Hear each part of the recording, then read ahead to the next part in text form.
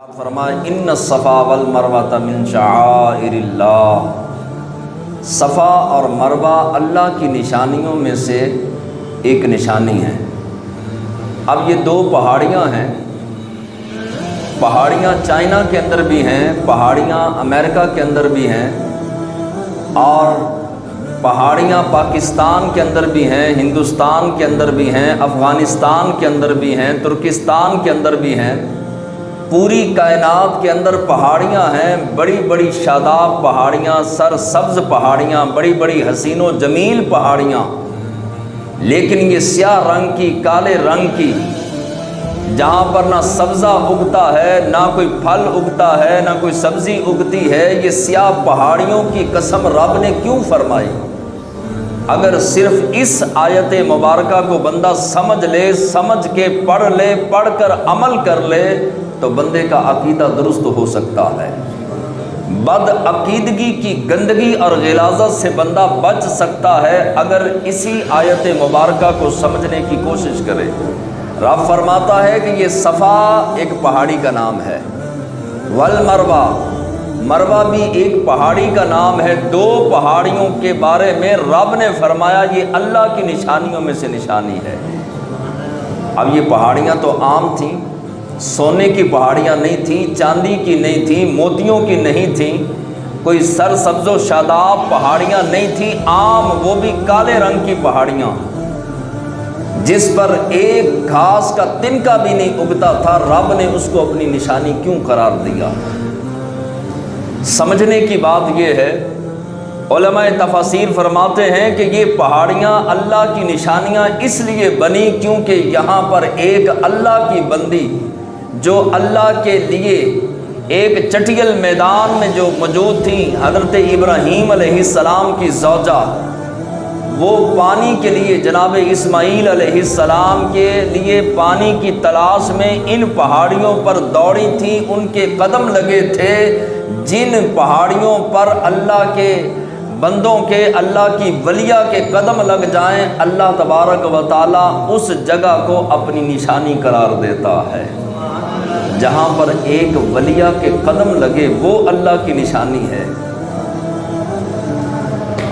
اللہ اکبر، جہاں پر ایک ولیہ کے قدم لگتے ہیں وہ اللہ کی نشانی بن جاتی ہے۔ اور ولیہ ہیں جہاں پر پورے غوث اعظم جلوہ فرما ہیں، لیٹے ہوئے ہیں، وہ کیوں کر اللہ کی نشانی نہ ہوگی؟ جہاں پر داتا علی حجویری موجود ہوں گے وہ کیوں کر اللہ کی نشانی نہ ہوگی؟ بلکہ جہاں جہاں اولیاء کرام کے اجسام مبارکہ ہوتے ہیں وہ اللہ کی نشانیاں ہوا کرتی ہیں۔ اللہ اکبر۔ آپ پورے کا پورا حج جو ہے وہ آپ نوٹ کریں، ہر جگہ پر آپ کو یاد تازہ ہوگی کسی نہ کسی نبی کی، کسی نہ کسی ولی کی۔ رب نے پورے کے پورے حج کے نظام کو اس لیے دیا تاکہ میرے بندے اولیاء کے ساتھ اور نبیوں کے ساتھ جڑ جائیں، نبیوں کی محبت اپنے دل کے اندر پیدا کریں اور میرے ولیوں کی محبت دل میں پیدا کریں۔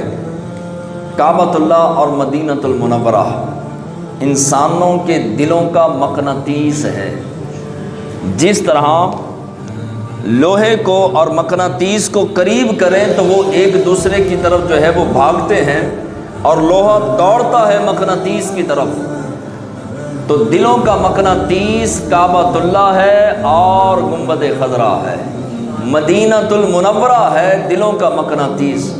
غریب آدمی بھی ہے، گنہگار بھی ہے، سیاہ کار بھی ہے، بد اعمال بھی ہیں، آپ اس کو کھڑا کریں، کھڑا کر کے پوچھیں مدینے جانا چاہتا ہے، اس کی پلکیں بھیگ جائیں گی اور وہ جو ہے وہ سر ہلا کے کہے گا ہاں مدینے جانے کی آرزو تو بڑی دیر سے ہے، رب کے کعبے کو دیکھنے کی تمنا، خواہش، آرزو تو بہت عرصے کی ہے، رب کبھی اپنا گھر دکھائے گا۔ اللہ کے گھر کا جانا یہ سعادت مندی کی بات ہے۔ حج کا موسم چل رہا ہے، اس نیت کے ساتھ چند باتیں کعبۃ اللہ کی اور حج کے بارے میں کریں گے، ہو سکتا ہے اللہ کو یہ ادا پسند آ جائے سننا اور سنانا، اور اسی کے صدقے اللہ تبارک و تعالی حج کی سعادت سے بہرہ مند فرما دے۔ کوئی غریب ہے یا امیر، وزیر ہے یا سفیر، کالا ہے یا گورا، ہر کسی کے دل کی خواہش اور تمنا ہے کہ میں نے رب کا گھر دیکھنا ہے، کعبۃ اللہ دیکھنا ہے اور مدینے کی حسین گلیوں کے نظارے کرنے ہیں۔ اللہ کے گھر پہنچنا یہ یقیناً سعادت مندی ہے، اور اس کا تعلق مال سے نہیں، یہ ذہن میں رکھیں۔ بڑے بڑے امیر زادے عرب پتی لوگ جو ہیں ان کو ساری زندگی کعبۃ اللہ جانا، مدینۃ المنورہ جانا، عمرہ کرنا یا حج کرنا نصیب نہیں ہوتا۔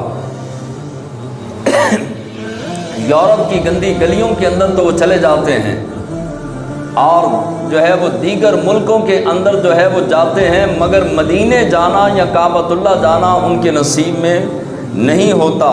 وہ یہ سمجھتے ہیں ہم نہیں جاتے۔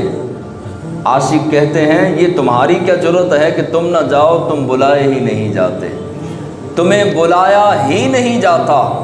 اور جن کو بلایا جاتا ہے، چاہے وہ ریڑھی بان ہو، ریڑھی لگانے والا ہو، چاہے وہ چھابڑی لگانے والا ہو، چاہے مزدور ہو، غریب ہو اور ملازمت کرتا ہو، رب بلانے پر آئے تو خالق کائنات اسباب پیدا کر دیتا ہے۔ دل کی لگن اور دل کی تڑپ ایسی ہونی چاہیے کہ خالق کائنات ایک جو ہے وہ ٹافیاں بیچنے والے کو بھی حج کی سعادت سے بہرہ مند فرما دیتا ہے۔